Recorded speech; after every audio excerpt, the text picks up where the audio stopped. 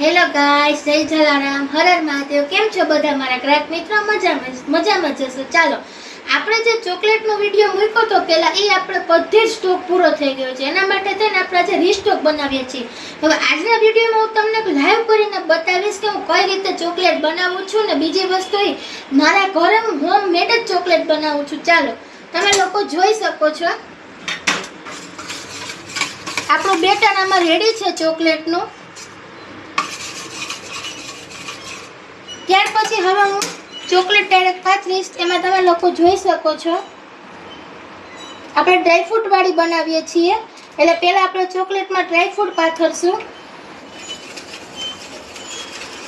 જેથી કરીને બધા જ મારા ગ્રાહક મિત્રોને ખબર પડે કે હું ઘરે જ લાઈવ ચોકલેટ બનાવું છું. જોઈ શકો છો તમે લોકો. ચાલો,